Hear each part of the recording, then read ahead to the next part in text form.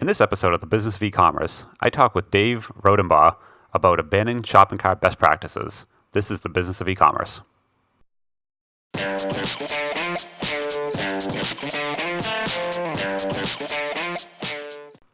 Welcome to the Business of eCommerce, the podcast that helps e-commerce entrepreneurs start, launch, and grow their e-commerce business. I'm your host, Charles Pulaski. I'm here today with Dave Rodenbaugh. Dave is the founder of Recapture.io, Big Snow Tiny Conf West, and the co-host of the Rogue Startups podcast. Recapture.io focuses on abandoned shopping carts and other things, so Dave's an expert on that, and I wanted to bring him on the show to talk a little bit about abandoned shopping cart best practices. So, hey Dave, how you doing today? Good, Charles. How about yourself? Doing well. Thanks for having me on. Yeah, it's great to have you. Definitely, we met last year in Vegas at a conference and talked a little bit there, and definitely wanted to bring you on the show and kind of talk more about what people are doing with abandoned shopping carts and kind of go in a little more detail. Cool. I love talking about that stuff. Yeah, so you guys focus on Shopify and Magento, right? And so how exactly? That's correct. So what's kind of so abandoned shopping carts? Let's kind of start at the beginning here. What exactly is it, and how does it work in the whole kind of e-commerce process? Yeah. Sure. So if you have any kind of a store out there, either you've experienced this from your own shopping experience or you've seen this happen on your own store. And it's basically the case where people come to your site, they're looking around, they're really excited, maybe they add some stuff to your cart, and then they get distracted. They walk away. Maybe they're not sure. Whatever it is, they find some reason that they're not going to complete the purchase, and they leave all their stuff in the cart, and they just close the browser tab or walk away from their computer or close their mobile device, whatever it is. And that basically is an abandoned cart. And unfortunately, abandoned carts are a huge, huge problem in e-commerce. I don't know if you're familiar with the statistics, but over time, you can go look this up just by Googling abandoned cart stats. Your average store has anywhere between 68 and 74% of carts that get abandoned. And that's on average. I've seen stores that go way higher than that. Like I have a store that's on Recapture that does like a 96% abandonment rate. Wow. And then there's some much higher than I would have thought. Really yeah, that one's a really weird one. Yeah. And then I have stores that have a really low abandonment rate, like around 42% or something like that. So it depends very much on what your product is, what the price point is, where you are, what device they came from. There's all kinds of stuff that sort of factors into that. But whatever you want to, look at, however you want to slice that, 70% is a big chunk of carts that are being lost. I mean, That's pretty harsh. And it's really, why do you find people are doing this? It could be they're on a mobile, or what kind of, they just got distracted sort of thing usually? Well, the top reasons for actually abandoning carts, it isn't necessarily distractions, but I would say in general, there's sort of a larger category that you could say is just distractions. But the number one reason why people abandon their cart is usually that there's some cost that they weren't anticipating, and it makes the overall purchase too high. Gotcha. So it might be shipping, it might be taxes, it might be handling fees. Doesn't really matter what it is. There's just some magic threshold that the consumer looked at your site, picked an item, had a mental version of what that price was going to be, and then when they got to checkout, they saw all this other stuff that got tacked onto it, and then they're like, no way, not doing it. Close. So that's like number one. But then there's like a lot of other stuff where there's too much friction to get involved. So like, for example, to check out, maybe your store forces you to create an account. And that's like the second reason why people are not really thrilled about it. Yep. Or maybe there's like 3 or 4 steps to get out of the store. That's the third reason why people don't like they don't like your store, and then they abandon the cart. Yep. But there's other stuff like, the site crashed, or they didn't know what the total cost was going to be. Maybe there was we still have to figure out what your shipping and tax is. So it leaves sort of a question in the user's mind. Do I want to make this purchase? Is this going to cost me too much? It's not an easy, frictionless end to the whole transaction, which is usually why people abandon the cart. Okay. So probably some different buckets of solutions you can put in then. Something like they got distracted is one thing, but something like the price is a little off might be something you can come back and hey, we have a coupon code, or like what kind of stuff do you actually do to pull them back in? And the typical So there's workflow, lots right, of is ways. hit them up by email, right? Is that kind of the Right, okay? right. So obviously, my tool is focused very much on email recovery on this, but there's other ways to do it as well. So usually, I would say that the best way to go about making this work is sort of a series of contacts. And if you want to do this over SMS or Facebook Messenger or email, I don't think that's as important as whatever channels your customers tend to hang out on. Yep. But email tends to be pretty ubiquitous. And I think, in this day and age, it's expected pretty much that everybody's on email and that email is easy to capture and people are pretty willing to give their emails away. So that tends to be a really good method to try to get people back. But I usually sort of look at it from a 3-stage process here. Let's assume that they got distracted by something else, or maybe there was a problem with the process. The first email I would send is something that basically reminds them that, hey, I'm still here. You have these items sitting around in the cart. And if there's a problem or a question that we can answer or something that you're hesitating on or you're not sure about something, hey, why don't you call us or contact us or reply to this email or whatever. So it kind of opens up the dialogue to say, if you're really interested in this and there's something holding you back, talk to us. What is that thing? Can we help work that out? Yep. And that usually, I would say, send that like right away after their cart is abandoned, within 30 minutes, an hour, maybe 2 hours at most. Yep. Some people say up to 5 or 6 hours, but I would do it when it's still fresh in their mind, whatever you think that looks like. Hour, I think, is a pretty good practice. Second email or second point of contact, I would say, that's the time that if you haven't heard from them, say, in 24 hours, you kind of want to go a little bit deeper at that point.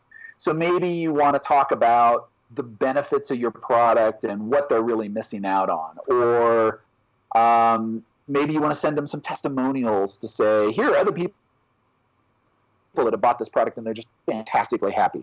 So this is if they have some sort of issues on why they don't want to move forward, and you're trying to just get them enough stuff to get over that hurdle at that point. Yeah, whatever is keeping them sitting on the fence, you kind of find something to knock them off the fence at that point. So the first one's like the first is like the distraction email, and then the second is more of the knock them over the fence. Let's try to get past this thing type of email. Right. Okay. Right. Some people put the discount in at this point. I would say that, I'm kind of on the fence about that one myself. There's a problem with putting in the discount a little too early because I think, number one, that sort of cheapens your brand and your product. It sort of basically says, hey, here's the price, but if you just wait long enough, we'll give you a discount on that. Yep. That doesn't really... And for some people that works. Yep. And I don't want to knock that in general because some people have a very discount-oriented store, and that's how they get people in there and work. And that's how some of the larger retailers like Kohl's and Macy's work. They basically just run sales all the time. And if you pay full price at one of those stores, either you're not paying attention or you showed up on like one of the 6 days of the year that they weren't running a sale, right?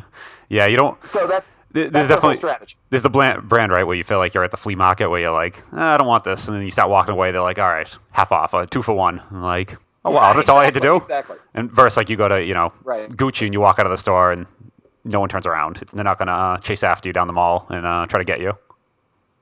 Right. Yep. Right. Yeah. So you have to sort of decide what it is that you're selling and whether that's an appropriate strategy or not. So if you're giving away fidget spinners, maybe discounts are a good way to go. But if you're selling like high-end Breitling watches, I probably wouldn't go there. Yep. So that's email number 2. And then email number 3 is kind of like, I don't want to call it the plea for desperation here because that's the way some people's emails come off. Like the breakup email, like, it's the last time you'll be hearing from me. Well, yeah, I mean, some people use the breakup email strategy. Some people will basically say, hey, if this isn't working out or whatever, just hit us up and we'll have it. Or some people will go for the, oh my God, it's about to go away. Your product is about to implode. It's the last one that we have. Yep. We're never getting it again. The scarcity tactic. Yeah, the time is running out. Yeah, time is running out or whatever. And I think those things can be useful, but if you overuse them, people just get desensitized and they're like, I don't believe you. Yep. But this is the part that I would say, if you're going to offer a discount, maybe offer a discount, but only to like certain segments. So like if they're looking at a really high-end product, Okay. maybe you want to offer them a little incentive to go there, like 2%, 5%, 10%, whatever you think moves the needle. Depends on your margins. Obviously, you don't want to undercut yourself so you're not making money anymore, because that's not, this is the business of e-commerce podcast, not the giveaway podcast, right? Yeah, the donation of e-commerce podcast. The donation, the charity of e-commerce, e-commerce. Nobody does the charity of e-commerce. So, you got to be careful on that. But I would say the third one is kind of where you're trying to close the deal, whatever that looks like. So It might be saying you're scared, the inventory's running out, that the price is going to change, or we can't hold on to this any longer, whatever that is. But that three email sequence tends to work really well, and usually and that one is usually about a week later. Okay. That's what I would say. The third is a week later. Yeah. What's the second? I usually do like I call it a 1 sequence. 1 hour, 1 day, 1 week. 1 hour, 1 day, 1 week. Okay. And then the third would be where you might offer the discount, and then that's it. It's all over. Yeah, I mean, some people can continue to go on after that. Like, I know a lot of people will use that email and put them on, maybe a product announcements list, or a new, like site updates or sales announcements or whatever. So you kind of just move them to a general email marketing at that point. But it just very much depends on what you want to do with them and, the flow and their level of interest. More sophisticated tools will allow you to say, oh, well, they clicked on these emails and say, all right, well, they're showing some strong interest here, even though they're not doing this. Maybe I want to send them an extra email or something like that. Okay. So you might still get them off the fence just knowing the fact that they've, come back to your site and looked at their item a couple of more times. Yep. So. Or maybe even like a remarketing list or anything like that. Do people? I've seen that a bunch where you're going around Amazon and then everything shows up on Facebook for the next month. Some product, products you may like, sort of thing. So they follow you around. Yeah. Every time I go browsing for something for my kids, for their birthdays or for Christmas or whatever, I immediately see this all show up all over my Facebook feed or all over Amazon for the next month, and I'm like, oh, okay, there's the remarketing, because I was looking at something from one of my daughters, and I'm like, okay, that's clearly not targeted at me. It's the fact that I was looking at this stuff over here. So you can definitely, if you're aware of what remarketing is, you can see it happen very easily. Especially when it's someone else's products remarketing to you, because they don't fit very well. So if someone uses your browser and you're like, oh, how'd that get in there? Stuff for the kids is the easiest, where you're like, oh, what is this? Yes. Yep. Yes, yeah. Exactly. Daniel the Tiger remarketed to me. So, Mm-hmm. Yep. Okay. So then, what other stuff? So you've obviously seen, lots of folks using this, that sort of thing. Anything kind of that surprised you? Any kind of things that workflows or best practice that kind of jumped out and say, oh, wow, I didn't see that coming? Well, surprises me. So I guess some of the stuff that surprises me is the fact that people don't send enough email. That and this is the part that I guess is shocking. You're told, and there's enough information out there that I have a hard time believing that people just don't see this in their inboxes or in the blog articles that they read or whatever. But sending one email for abandoned carts probably isn't enough. And then I look at like people who've installed things in Recapture, and I go to their campaigns and I'm like, they have one active. Why don't they have 3 active? Okay. 3 active and I touch points. And maybe they tested it, but they've done just the one, and they leave the one, and it's like maybe it's a day later or 24 hours later. They don't do any further follow-ups than that. And I'm like, you're leaving money on the table. Are you kidding me? Yeah, I think people have this like fear of being like annoying or like too much, but at the same time, like people might want that. Like you're not annoying in a lot of cases where people actually might have an objection or not know if the couch will fit into their den and they don't really know the size, and you might need to actually ask them like, oh, what's stopping you? So I think people, they feel like they're like harassing someone, where really they actually like are helping in a lot of cases. Yeah, I think that's it. It's this feeling like I don't want to talk to them too much because if I make them mad, then they'll never come back to my store. Yeah. And the truth is, if you don't talk to them a lot, they probably won't come back to your store either because they're getting all kinds of notifications from everybody else saying, hey, come back to my store. You have to be the one that has to reach out to them sometimes and say, hey, we've got this, or hey, can I help you with something else? Because those are the ones that are making the sales. Those are the ones that are staying at the top of their customers' minds. And so I would say that's the one thing that surprises me the most is that people just don't send enough email and get it out there. Yep. The other thing is that I don't think that people do quite enough promotion, which kind of along the same vein, but like if they're doing sales, they'll send out one sales announcement with a coupon code and that's it. To their whole email list or to that? Are you talking to an email list or to an individual? Yeah. Okay. To the whole list, you mean? So for one email, they might say, hey, we're running a sale from April 25th to May 1st on all women's fashions or whatever. Here's the coupon code. And that's it. That's all you ever hear about it. Okay. Versus just saying do a little more leading up, kind of build up to it. Yeah, like you have to build excitement to that, and then you have to sort of launch it. And then while it's going on, you might want to send them a reminder and say, here's the hot selling item right now. Don't miss out on this.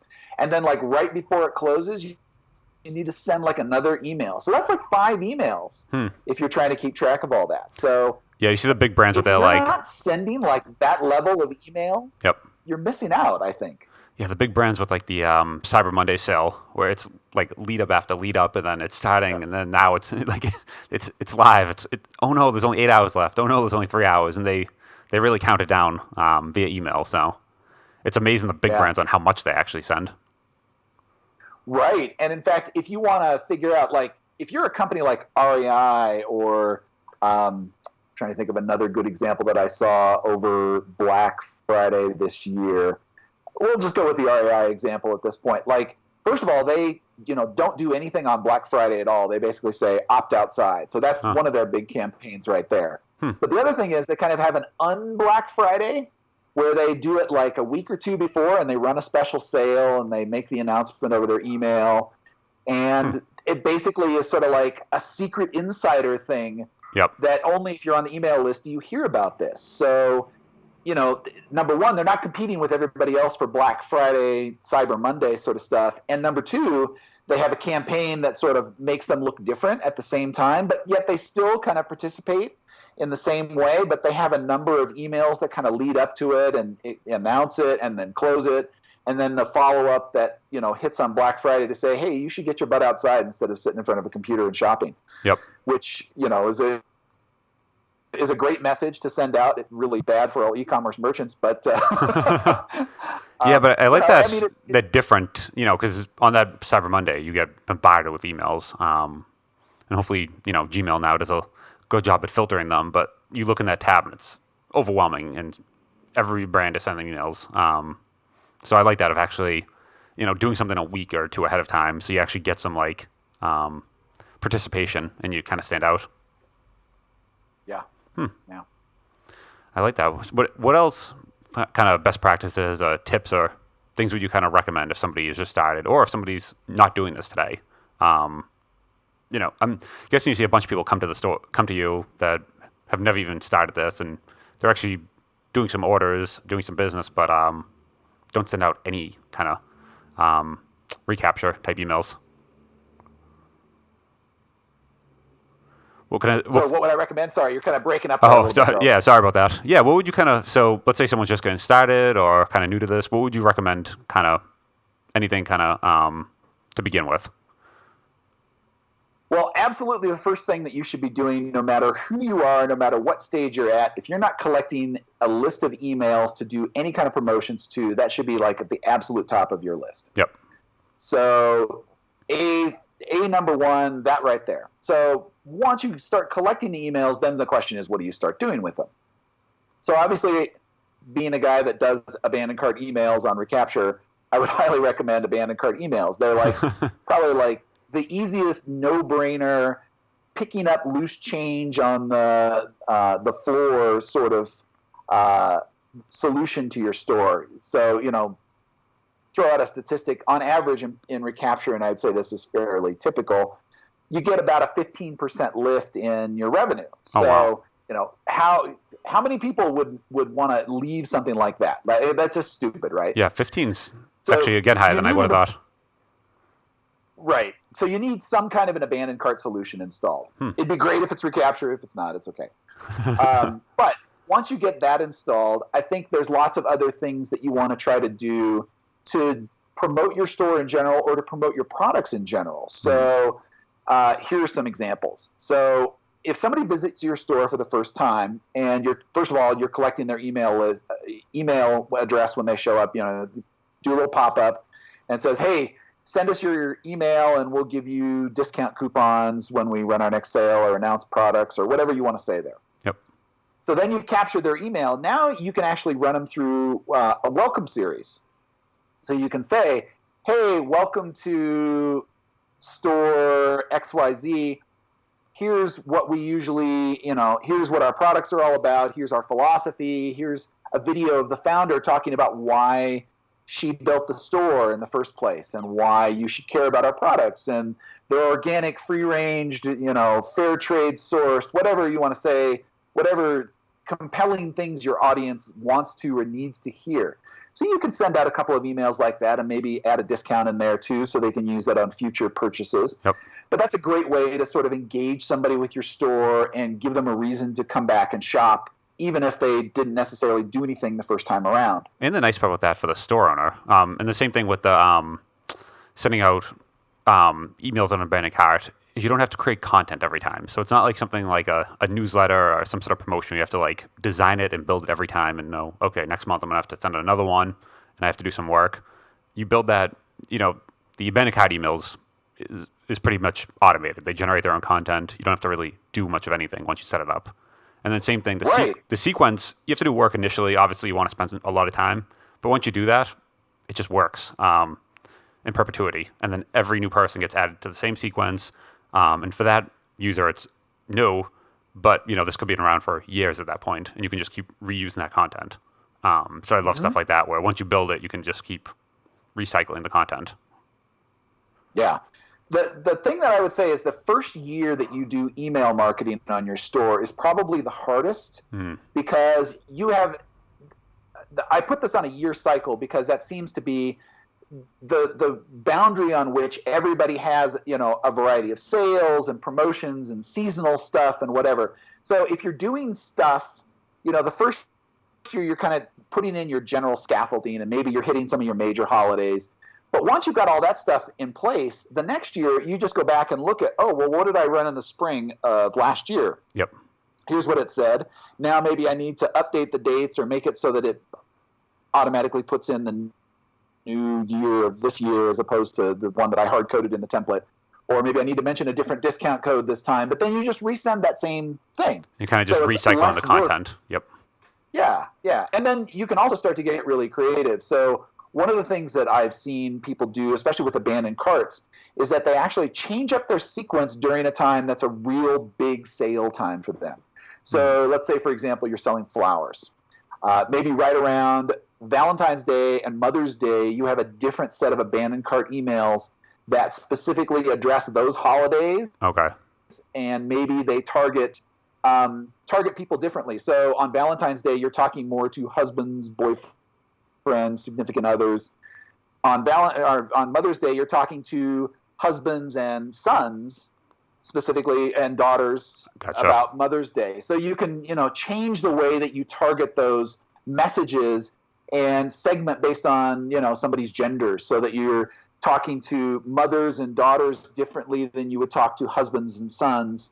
And that way your content becomes very, very personal. And the more personal it is, the more likely it is to get them to convert. That's a good one. And you can basically take this first campaign, make a copy, make your changes to make it more personalized, like you said, and then just switch them throughout the year. And you could take the same campaign and make 5 different copies and use 5 different versions for different holidays. Right. Or you can even do certain things depending on your email tool and how sophisticated it is. You can use the same campaign there and just have segments that say, okay, if they're of this gender and this value, then I want to show this chunk of the email right here. And that one has a specific discount code aimed for that segment. And then if you don't have that, then maybe there's another segment that you put in there. So you can do this with conditional templating depending on your email tool in there. Yep. So something, if it's clothing, let's say, depending on the gender, obviously men's clothes versus women's or children, or, you know, we could figure out things like that based on different segments and send them very specific. Mm-hmm. Yep. I like that. Is that something you guys do in recapture? Just have to ask.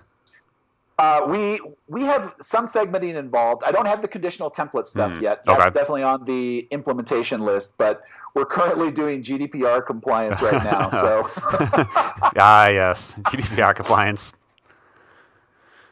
That must be fun. That's a whole topic unto itself. Yes, that's a fun topic unto itself. So, well, maybe not fun, but it's definitely a topic. It's a topic, yeah. It good. All right. So, anything kind of last things people should know about kind of abandoned cart, or just where to reach you, or? Well, yeah. If you don't have abandoned carts on your store, you're not happy with the way that your abandoned carts are setting up. You know, you definitely need to get this on your store. And obviously, as a guy that runs a service that does that, I would strongly recommend my solution there for that. We're available on Magento and Shopify both. Yep. And you can find us at recapture.io. Awesome. Yeah, people should definitely check that out. And it's something, you know, if they're going to use our tool, or they just need to use something, because it's a, like you said, 15%, even half that would be tremendous to a lot of stores. So if you're not doing it, you definitely leave them on the table. So I highly recommend that, Joe. All right, awesome. Thank you, Dave, for coming on the show. I think that's definitely helpful. I'll put a link in the show notes so everyone knows kind of where to find you, and they can check out Recapture, and hopefully talk to you soon. All right. Thanks for having me on, Charles. Awesome. Thank you. Have a good one.